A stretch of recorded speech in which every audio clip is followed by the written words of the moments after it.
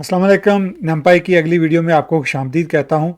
आज की वीडियो में हम देखेंगे कि किस तरह से मुख्तलिफ अरिथमेटिक ऑपरेटर्स जो हैं वो नंपाई की अरेज के ऊपर अप्लाई किए जा सकते हैं, जिसमें स्केलर अरिथमेटिक है, जिसमें वेक्टराइज्ड मैथ फंक्शंस हैं, और इसी तरह एलिमेंट वाइज जो ऑपरेशंस होते हैं हर एलिमेंट के थ्रू।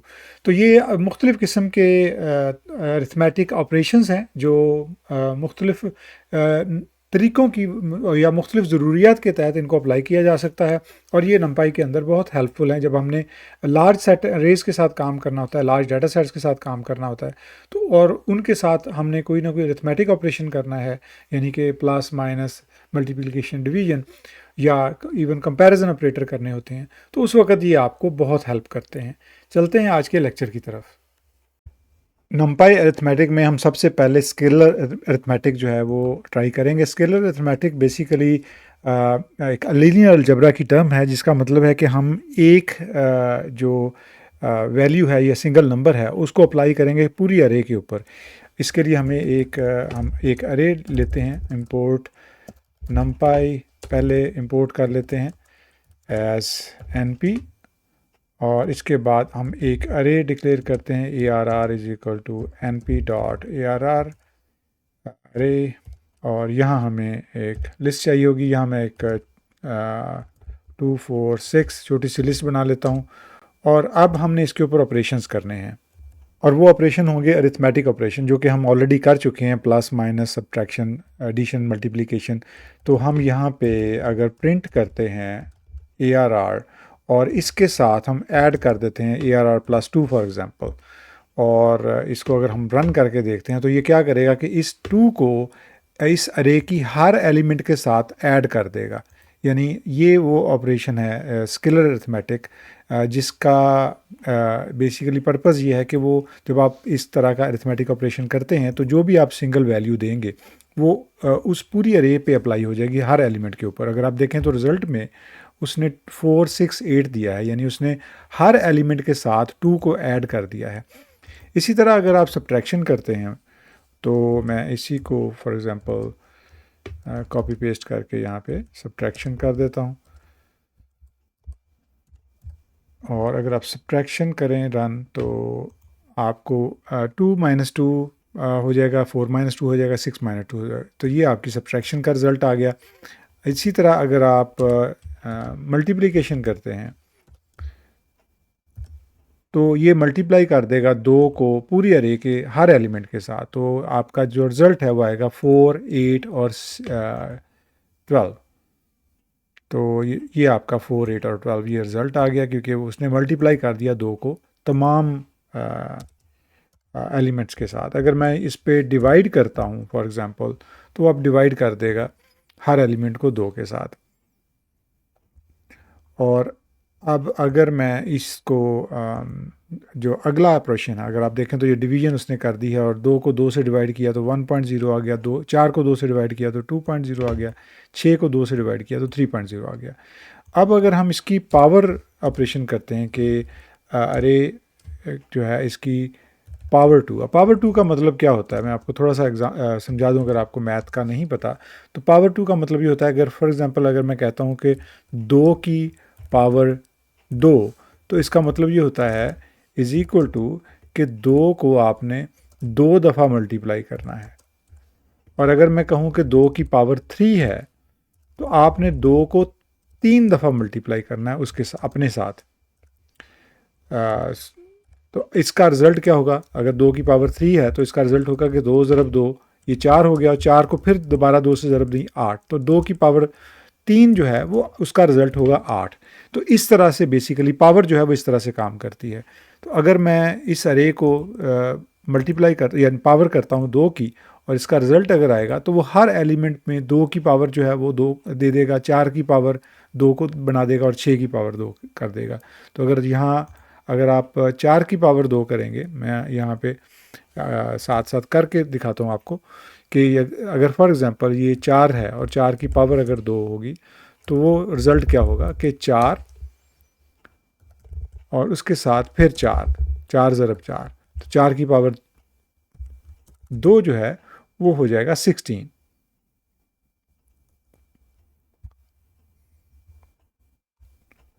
और ये जहाँ पे जवाब में 16 आ जाएगा। मेरा कंप्यूटर थोड़ा सा स्लो है, मैं आपको ये दिखाना चाह रहा हूँ कि ये है जवाब इसका 4 इंटू 4 16। और अगर आप नीचे देखें तो उसने रिज़ल्ट जो दिया है वो 4 16 और 36, यानी कि उसने 2 की पावर जो 2 दी है वो 4 है, 4 की पावर 2 जो है वो 16 है, और 6 की पावर 2 जो है वो 6 ज़रब 6 यानी 2 दफ़ा उसको आपस में मल्टीप्लाई करना, तो वो 36 आ गया।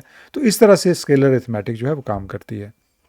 इसके बाद जो अगला हम फीचर अरेज़ का या नंपाई अरेज़ का देखेंगे वो है बेसिकली वेक्टराइज्ड मैथ फंक्शंस। तो यहाँ पे मैं वेक्टराइज्ड मैथ फंक्शन करता हूँ और हमें फिर दोबारा उसके लिए अरे चाहिए होगी। तो मैं ये जो बाकी प्रिंट्स हैं वो रिमूव कर देता हूँ यहाँ से, और एक प्रिंट जो है उसको रख लेता हूँ। और अब अगर उसमें हम मैथ फंक्शन फॉर एग्जांपल देखें तो इसमें बिल्कुल जो मैथ का हमने मॉड्यूल था, जो मैथ मॉड्यूल था जो हमने इंपोर्ट किया था और उस पर मुख्तलिफ फंक्शन करके देखे थे, एग्जैक्टली वही हैं। फ़र्क ये है कि ये फंक्शंस अरे पे जो है अप्लाई होंगे, अरे के हर एलिमेंट पे होंगे। मिसाल के तौर पे अगर हम स्क्वायर रूट लेना चाहें और इसी अरे के ऊपर हम स्क्वायर रूट अगर लेते हैं तो उसके लिए हम नमपाई का np dot square root function use करेंगे, और इसके अंदर हम एज अ पैरामीटर उस अरे का नाम दे देंगे जिस अरे के ऊपर हमने इस स्क्वायर रूट को अप्लाई करना है। तो ये जो फंक्शन है बेसिकली ये नमपाई का है, np डॉट स्क्वायर रूट, और जो अरे हम पास करेंगे वो उसके हर एलिमेंट का स्क्वायर रूट हमें दे देगा। अब इस केस में 246 का जो स्क्वायर रूट है वो उसने हमें यहाँ पे अगर देखें तो ये उसने हमें स्क्वायर रूट दे दिया हर एलिमेंट का, 1.10 2.0 2.0। इसी तरह अगर आपने फ़र्ज़ किया राउंड करना है, यानी लेट्स से कि आपके पास ये जो नंबर्स हैं ये फ्लोट वैल्यूज़ हैं, 2.6 है फॉर एग्ज़ाम्पल, 4.7 है, 6.3 है, इस तरह से अगर आपके पास नंबर्स हैं तो इनका अगर आपने राउंड करना है, ये राउंड का मतलब होता है कि इसमें से जो फ्रैक्शन का पार्ट है वो ख़त्म करना है आपने, तो उसका तरीका ये है कि आप उसका राउंड फंक्शन नमपाई का अप्लाई करें और वो राउंड फंक्शन इस अरे के तमाम एलिमेंट पे अप्लाई हो जाएगा, और उसका जो फ्रैक्शन वाला या डेसिमल के राइट साइड वाला जो हिस्सा है वो उसको राउंड कर देगा। यानी कि जो अगर लेट से 0.5 से बड़ा है, अगर ये 2.5 से बड़ा है तो ये 3 कर देगा, और उसने 3 कर दिया है। और अगर ये छोटा है फॉर एग्जांपल इस केस में अगर आप देखें 6.3, तो ये 6.5 से यानी उसके हाफ से छोटा है तो वो राउंड करके 6 कर दिया उसने। जहाँ पे वो हाफ से बड़ा होगा यानी कि 4.5 से बड़ा है, 4.7 है, तो उसको उसने 5 कर दिया। तो ये उसका उसका रिज़ल्ट है। ये बेसिकली राउंड है। इसको थोड़ा सा प्रैक्टिस करके देखिएगा, आपको थोड़ा आइडिया हो जाएगा अगर आपको मैथ के बारे में ज़्यादा नहीं पता तो। इसी तरह अगर आपने एग्जैक्टली आपने बजाय इसके कि आप जो राउंड का फंक्शन यूज़ करें और उसको उसके ऊपर डिपेंड करें कि अगर वो 2.5 से बड़ा है तो वो 3 कर देगा, अगर 2.5 से छोटा है तो वो 2 कर देगा। इसी तरह अगर 6.5 से छोटा है तो वो 6 कर देगा, अगर 6.5 से बड़ा है तो वो 7 कर देगा। तो अगर आपने इसको एग्जैक्ट करना है तो आप यहाँ पे इसको फ्लोर फंक्शन यूज़ कर सकते हैं। फ्लोर का मतलब ये होता है कि नीचे वाला, यानी जिसका मतलब ये है कि अगर 2.6 के ऊपर फ्लोर अप्लाई होगा तो वो जवाब 2 देगा।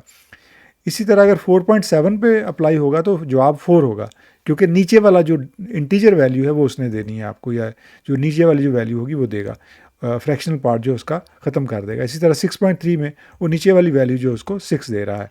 अब अगर मैं इसको रन करता हूँ तो आप देखेंगे कि इसने जो हमें रिजल्टिंग जो अरे देनी है वो 246, यानी कि वो सिर्फ उसने जो डेसिमल से पहले वाला पार्ट है जो फ्लोर वैल्यू है वो उसने हमें दे दिया है। अगर आपने टॉप वाली वैल्यू लेनी है तो टॉप वाली क्या होगी, 2.6 का टॉप है 3, 4.7 का टॉप है 5, 6.3 का टॉप है 7। तो अगर मैं इसको सील फॉर एग्जांपल कर देता हूँ, CEIL, सील मतलब सीलिंग यानी कि छत, तो वो 2.6 की छत क्या है वो 3 होगी, 4.7 की 5 होगी, 6.3 की 7 होगी। तो अगर हम इसको रन करते हैं तो आप देखेंगे आपका रिजल्ट जो है वो 3, 5 और 7 होगा। ये आपका रिजल्ट है 3, 5, 7। तो सील के केस में वो टॉप की जो वैल्यू फ्रैक्शन के हिसाब से जो ऊपर वाली वैल्यू होगी उस नंबर की वो दे देगा। अब इसके बाद जो अगला हमने फीचर एक्सप्लोर करना है वो है एलिमेंट वाइज अरिथमेटिक, मैं वो यहाँ पे पेस्ट करता हूँ। अब उसके लिए भी हमें अरे चाहिए, बल्कि हमें उसके लिए 2 अरेज चाहिए। तो मैं यहाँ पे इस अरे को वापस रिस्टोर करता हूँ जो हमारी वैल्यूज़ थी 2 4 6, और मैं एक और अरे यहाँ पे डिक्लेयर करता हूँ। फॉर एग्ज़ाम्पल ये इसको हम ARR1 कर लेते हैं, और मैं एक और अरे यहाँ पे डिक्लेयर करता हूँ, ARR2 कर लेते हैं, और इसको जनाब मैं वैल्यूज़ जो हैं वो दे देता हूँ 1 2 और 3 फॉर एग्ज़ाम्पल। अच्छा, अब जो एलिमेंट वाइज अरिथमेटिक है उसके अंदर क्या होगा कि जो आप ऑपरेशन करेंगे, जो भी अरिथमेटिक ऑपरेशन करेंगे, वो एक अरे के दूसरे अरे के दरमियान करेंगे, यानी कि दोनों अरेज के दरमियान में अरिथमेटिक ऑपरेशन होगा। मिसाल के तौर पे अगर आप यहाँ पे प्रिंट स्टेटमेंट करते हैं और ARR1 प्लस ARR2 करते हैं, तो क्या होगा कि अरे 1 के और अरे 2 के एलिमेंट जो हैं वो जो रेलेवेंट एलिमेंट हैं वो एक दूसरे के साथ ऐड हो जाएंगे। मैं अगर इसको रन करता हूं तो आप देखेंगे इसका जो रिज़ल्ट आएगा वो 2 + 1 3 होगा। अगर आप देखें तो पहला एलिमेंट 3 आ गया, 4 + 2 6 आ गया, दूसरा एलिमेंट 6 आ गया, 6 + 3 तीसरा एलिमेंट जो है वो 9 आ गया। तो वो बेसिकली ऐड कर देगा इनको एक दूसरे के साथ, दोनों अरेज को। इसी तरह अगर इसी को मैं कॉपी पेस्ट करता हूँ और अगर हम इस पे माइनस ऑपरेशन करते हैं, ARR -1 - 2, यानी कि ARR1 - ARR2, अगर ये करते हैं तो वो सब्ट्रैक्ट कर देगा जो अरे 2 है उसको अरे 1 में से, और जो भी रिज़ल्ट होगा वो एलिमेंट के हिसाब से सब्ट्रैक्शन होगी। जी आपका रिज़ल्ट आ गया 1 2 3, यानी कि 2 में से 1 निकाला 1, और 4 में से 2 निकाला 2, और 6 में से 3 निकाला 3। ये आपका रिज़ल्ट आ गया। इसी तरह आप बाकी ऑपरेशंस कर सकते हैं। अगर आप मल्टीप्लिकेशन करना चाहें तो इस तरह मल्टीप्लिकेशन भी कर सकते हैं। इसको अगर आप रन करेंगे तो वो उसी तरह से मल्टीप्लाई कर देगा हर एलिमेंट को। तो मकसद ये है कॉन्सेप्ट समझने का कि जो एलिमेंट वाइज अरिथमेटिक है उसमें हर एलिमेंट दूसरे एलिमेंट के साथ वो ऑपरेशन करेगा जो आपने उन 2 अरेज के दरमियान दिया होगा, और उसका रिज़ल्ट आपको मिल जाएगा। अब इसके बाद जो अगला फीचर हमने अरिथमेटिक फंक्शंस का देखना है वो है बेसिकली यहाँ पे कंपैरिजन ऑपरेटर्स। और इसमें अगर आप फॉर एग्ज़ाम्पल हम एक अरे लेते हैं जिसका नाम है मार्क्स, और उसमें हम मार्क्स रखते हैं कि मुख्तलिफ स्टूडेंट्स के कितने मार्क्स हैं। मिसाल के तौर पे 74 है, 66 है, और इसी तरह 87 है फॉर एग्ज़ाम्पल। तो ये हमारे पास एक अरे है जिसमें ये मार्क्स हैं। अब अगर कंपैरिजन ऑपरेटर में ये होगा कि अब आपने कंपैरिजन करना है इन एलिमेंट्स का किसी भी क्राइटेरिया के साथ। मिसाल के तौर पे आप ये कहते हैं कि प्रिंट कर दो रिज़ल्ट जहाँ पे मार्क्स जो है आपकी अरे है is equal to for example, या लेट्स से आप ये कहें कि ग्रेटर देन और इक्वल टू 50 है फॉर एग्ज़ाम्पल, कि आपने 50 जो है वो पास मार्क्स रखा है, तो उससे ज़्यादा जिसके भी नंबर हैं वो आपको ट्रू या फॉल्स में डिस्प्ले करे। तो इसका अगर आप रिज़ल्ट डिस्प्ले करेंगे यहाँ पे, तो जो भी इस अरे के अंदर जो नंबर हैं 50 से ज़्यादा होंगे वो ट्रू होंगे, जो नहीं होंगे वो फॉल्स होंगे। अगर आप इस अरे को देखें तो इसमें जो 45 है पहला जो है वो 50 से कम है, तो उसने उसको फॉल्स कर दिया, बाकी जो 50 से ज़्यादा है उनको ट्रू कर दिया। तो अगर देखें तो ये जो कंपैरिजन ऑपरेटर है ये बेसिकली क्या करता है कि जो भी आप कंपैरिजन ऑपरेटर इस्तेमाल करेंगे उस अरे के ऊपर, यानी ये मार्क्स हमारी अरे है, इसके ऊपर जब आप कंपैरिजन ऑपरेटर अप्लाई करते हैं किसी भी नंबर के साथ, किसी कंडीशन के साथ, तो वो उसको कंपेयर करेगा हर एलिमेंट के साथ, और उस एलिमेंट का रिज़ल्ट जो है वो ट्रू या फॉल्स में दे देगा कि क्या ये कंपैरिजन जो है वो ट्रू है, यानी कंडीशन ट्रू बनती है या फॉल्स बनती है, और उसके हिसाब से आपको उसका रिज़ल्ट यहाँ पे आ जाता है। इसी तरह अगर आप यहाँ पे लिखें कि जिसका भी स्कोर जो है वो लेस दैन 50 है फॉर एग्ज़ाम्पल, तो वो अगर आपने प्रिंट करना है तो उसी तरह से जिसका लेस दैन 50 होगा उसको वो उसी हिसाब से कंपेयर करेगा और उसको ट्रू कर देगा। यानी लेस देन 50 है वो इसको ट्रू करेगा, इस कंडीशन को देखेगा कि ये कंडीशन किस सूरत में ट्रू है, और अगर लेस देन 50 जो है ये वाला अगर ट्रू कर रहा है उसको, तो वो उसको ट्रू कर देगा। क्या ये लेस देन 50 है? नहीं, तो उसको वो फॉल्स कर देगा। क्या ये लेस देन 50 है? नहीं, तो वो उसको फॉल्स कर देगा। इस तरह से वो सारी जो अरे है उसके ऊपर अप्लाई कर देगा। अच्छा, एक और चीज़ जो जो आमतौर पे आपने देखी है, आपको याद होगा कि जब आपने फ़र्ज़ किया कोई भी एलिमेंट को सेट करना होता है वैल्यू अरे के एलिमेंट की, फॉर एग्जांपल अगर आपने 0 की वैल्यू जो है वो सेट करनी है 30 फॉर एग्जांपल, तो आप इस तरह से मार्क्स और उसका जो इंडेक्स है वो दे देते हैं, इज इक्वल टू 30 कर देते हैं। इसको अगर आप प्रिंट करें,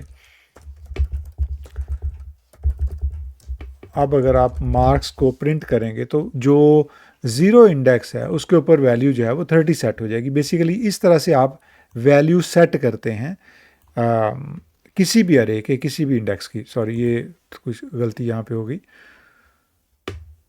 और गलती ये हुई कि मैंने जो अरे का नाम है वो मार्क दे दिया है मार्क्स की बजाय। अब इसको मैं अगर रन करता हूँ तो अब उसको उसकी वैल्यू सेट कर देगा, और अगर आप देखें तो उसने पहली वैल्यू जो है वो 30 सेट कर दी। इस तरह से जो भी इंडेक्स की वैल्यू आप सेट करना चाहें, फॉर एग्जांपल अगर आप 3 की वैल्यू सेट करना चाहें तो वो 30 सेट कर देंगे।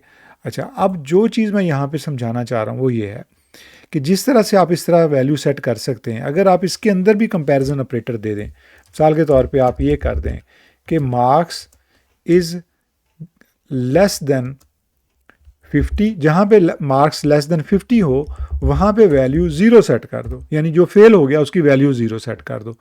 अब अगर आप देखें तो वो ये क्या करेगा कि अब वो बजाय इसके कि आपने इंडेक्स दिया है, आपने यहाँ पे इंडेक्स नहीं दिया 0 1 2 नहीं दिया कि इसका 0 है, इसका 1 है, इसका 2 है, आपने एक कंडीशन लगा दी है कि अगर इसकी वैल्यू जो है वो इस कंडीशन के मुताबिक है तो ये वैल्यू सेट कर दो। इस कंडीशन के मुताबिक वैल्यू क्या होगी कि मार्क्स जो हैं वो अगर कम हैं 50 से तो उसको 0 सेट कर दो, और मार्क्स कम जो 50 से हैं वो इसके हैं तो इसको वो 0 सेट कर देगा। अब अगर इसको मैं रन करता हूँ तो आप देखेंगे जो पहला एलिमेंट है उसको उसने 0 सेट कर देना है, बाकियों की वैल्यू वही रहने देनी है। तो इस तरह से आप ये बेसिकली ऑपरेशंस उस वक्त काम आते हैं जब आप लार्ज डाटा सेट्स के साथ काम कर रहे होते हैं, तो आपको एक लॉजिक अप्लाई करनी होती है उस डाटा सेट के ऊपर किसी भी कंडीशन की बेस पे। तो उस वक्त आपको ये जो छोटी छोटी चीज़ें हैं, कंपैरिजन ऑपरेटर है, इस जो मैथ के ऑपरेशंस हैं, ये आपके उस वक्त बहुत काम आते हैं। तो ये बेसिकली नमपाई के अरिथमेटिक ऑपरेशंस थे कुछ जो कि जिनका समझना ज़रूरी है ताकि आप जब भी डाटा साइंस के साथ मुख्तलिफ़ किस्म के ऑपरेशंस करें तो आपको। ये तो आपने देखा कि नमपाई के अंदर अरिथमेटिक ऑपरेशन कितनी तरीक़ों से अप्लाई किए जा सकते हैं, डिपेंड अपॉन कि आप उससे क्या रिज़ल्ट लेना चाह रहे हैं या आपकी ज़रूरत क्या है, रिक्वायरमेंट क्या है आपके उस डाटा साइंस के टास्क की और या डाटा एनालिसिस के टास्क की। और ये बहुत ही हैंडी चीज़ें हैं, बहुत छोटी छोटी बुनियादी चीज़ें हैं, लेकिन इनका जानना इसलिए ज़रूरी है कि जब आपने लार्ज डाटा सेट के साथ काम करना होता है तो इनके थ्रू आपका काम काफ़ी आसान हो जाता है। कोशिश कीजिएगा, इसको प्रैक्टिस ज़रूर कीजिएगा, चाहे थोड़ी देर के लिए करें, लेकिन एक दफ़ा इसको हैंड्स ऑन करके ज़रूर देखिएगा ताकि आप थोड़ा सा इसको बेहतर तरीके से समझ सकें। मिलते हैं अगले लेक्चर के साथ। बहुत शुक्रिया।